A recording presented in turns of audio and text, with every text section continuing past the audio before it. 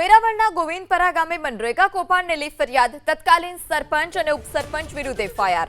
Veraval ટીડીઓએ Prabhas Patan police સ્ટેશનમાં ફરિયાદ નોંધાવી. વર્ષ 2012 થી 2016 દરમિયાન કૌભાંડ આચરવામાં આવ્યું હોવાનો આરોપ છે.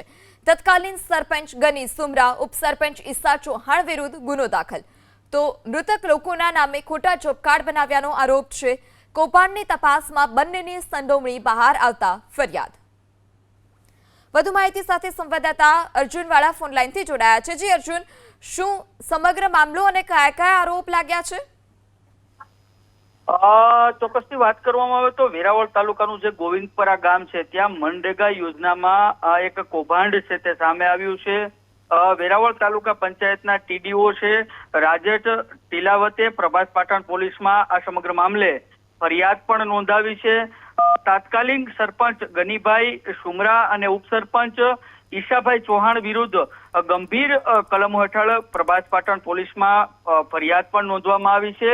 જેઓએ 2012 થી લઈને 2016 દરમિયાન મનરેગા યોજના હેઠળ ગોવિંદપરા ગામમાં વ્યાપક ગેરરીતિ આચરવામાં આવી હતી અને તપાસમાં એ પણ સામે આવ્યું છે કે મૃતકો વિદેશમાં વસવાટ કરતા હતા.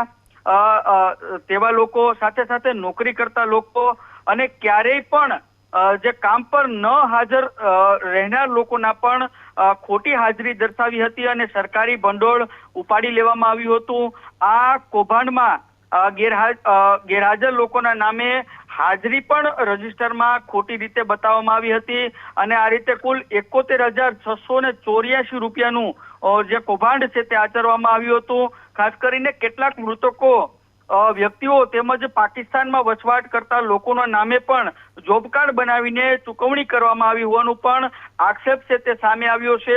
આ સમગ્ર મામલે પ્રભાસ પાટણ પોલીસે ગુનો દાખલ કરીને સમગ્ર મામલાની તપાસ છે તે હાથ ધરી છે. જી, માહિતી બદલ આભાર.